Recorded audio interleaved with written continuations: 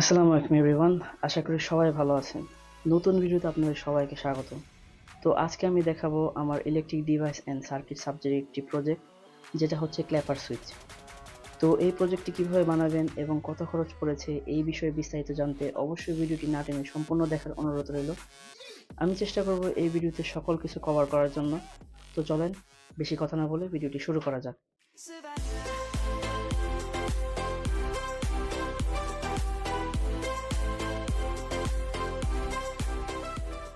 তো প্রজেক্ট ভিজুয়ালাইজেশনের পর আমাদের একটা কাজই বাদ থাকে, তো সেটা হচ্ছে এই ক্ল্যাপার সুইচ কীভাবে কাজ করে, এটার সার্কিটটা কীরকম দেখতে, তো সেই বিষয় নিয়ে আলোচনা করা। তো চলুন সার্কিটের ব্যাপারে কিছু কথা বলা যাক। তো স্ক্রিনের সামনে আপনারা এই সার্কিটের ডায়াগ্রামটা একটু যদি লক্ষ্য করেন, তাহলে এখানে কম্পোনেন্টগুলো খুব ভালোভাবে লেখা আছে।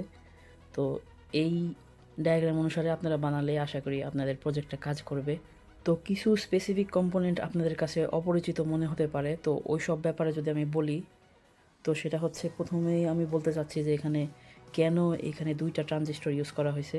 তো মাইক থেকে যে আওয়াজটা যাচ্ছে আর কি, যেটার মাধ্যমে আর কি সুইচ হিসেবে কাজ করছে, তো মাইক থেকে যে আওয়াজটা যাচ্ছে সেটার সিগন্যালটাকে বিবর্ধন করার জন্য আমরা এই ট্রানজিস্টর ইউজ করে থাকি। তো আমরা সকলে জানি ট্রানজিস্টরের কারেন্ট গেইন 20 থেকে 200, কিন্তু মাইকের সিগন্যাল অতি দুর্বল।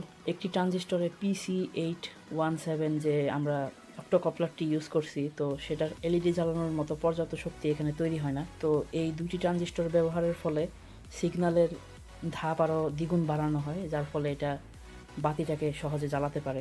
আর এখন যদি আমি বলি যে আমি সিরামিক ক্যাপাসিটর কেন ইউজ করছি, সেটার কারণ হচ্ছে যেহেতু মাইকের সিগন্যাল, অর্থাৎ এই মাইকের সিগন্যাল এসি ধরনের, তো সিরামিক ক্যাপাসিটরের পোলারিটি নেই, তাই বিপরীত ভোল্টেজেরও ঝুঁকি নাই। তো এর জন্যই আমি মূলত সিরামিক ক্যাপাসিটর, অর্থাৎ এই লাল যে বস্তুটা দেখতে পাচ্ছেন সেটাই হচ্ছে সিরামিক ক্যাপাসিটর। এছাড়াও এই সিরামিক ক্যাপাসিটরের খরচ তুলনামূলকভাবে খুব কম হয়ে থাকে। তো এখানে আরেকটা জিনিস, অর্থাৎ ব্যাটারির কথা যদি আমি বলি, এখানে দুইটা ব্যাটারি দেখতে পাচ্ছেন।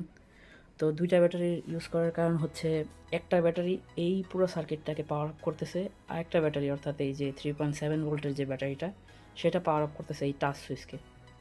তো স্পেসিফিক দুইটা ব্যাটারি আপনারা নাও দিতে পারেন, একটা ব্যাটারি দিয়ে কাজ চলে যেতে পারে, কিন্তু আমি স্পেসিফিক দেওয়ার কারণ হচ্ছে এটা হচ্ছে 3.7 ভোল্টেরই এলইডি। তো এখন যদি আমি 9 ভোল্ট দিয়ে এলইডি চালাতে চাই, হয়তো জ্বলেও যেতে পারে। তো এর জন্য আমি আর কি এই টাচ সুইচের জন্য একটা ব্যাটারি ইউজ করছি, সেটা হচ্ছে 3.7 ভোল্টের। আর এই পুরো সার্কিটের জন্য আরেকটা ব্যাটারি ইউজ করছি, যেটা হচ্ছে 9 ভোল্টের। আর আরেকটা কথা মাথায় রাখবেন, এই টাচ সুইচের মধ্যে দেখবেন বি দুইটা পয়েন্ট আছে। তো বি পয়েন্টটাকে আপনারা শর্ট করে দিবেন, যাতে একবার যখন আপনারা তালি দিবেন বা শব্দ করবেন, তখন লাইটটা জ্বলে উঠবে, এবং পরবর্তীতে যখন আবার একটা ক্ল্যাপ দিবেন, তো তখন লাইটটা নিভে যাবে। তো টাচ সুইচ যাতে ওয়ান ওয়ে খোলা থাকে, তার জন্য আপনারা এই বি পয়েন্টটাকে অফ করে দিবেন, মানে জাস্ট শর্ট করে দিবেন। তো আমরা যদি এই কালো অংশটাকে লক্ষ্য করি, সেটা হচ্ছে অপ্টোকপলার। তো এটা কেন ইউজ করছি সেই ব্যাপারে যদি আমি বলি, অপ্টোকপলারের দুটি সার্কিট আলাদা রাখে আর কি। এক পাশে বৈদ্যুতিক সিগন্যাল আলোর মাধ্যমে অন্য পাশে পাঠায়, ফলে ভোল্টেজের পার্থক্য বা শর্ট সার্কিটের ঝুঁকি থাকে না। তো এই শর্ট সার্কিটের ঝুঁকি এবং অন্যান্য যাবতীয় বিষয় মেনটেন করার জন্য আমি এই অপ্টোকপলারটা এখানে অ্যাটাচ করছি টাচ সুইচের সাথে, যাতে এই বাতিটা খুব সহজে জ্বলতে পারে।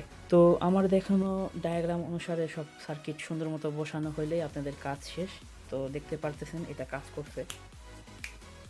একবার তুড়ি দিলে বা কোনো সাউন্ড করলে এটা জ্বলে ওঠে, আর দ্বিতীয়বার সাউন্ড করলে এটা নিভে যায়।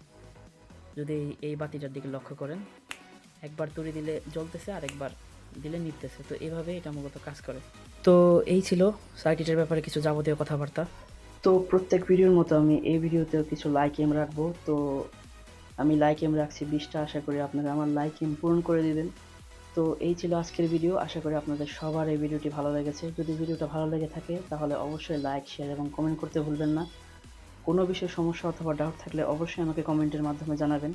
তো দেখা হচ্ছে নতুন কোনো ভিডিওতে নতুন কোনো টপিক নিয়ে। ততক্ষণ পর্যন্ত সবাই ভালো থাকবেন, সুস্থ থাকবেন। আল্লাহ হাফেজ।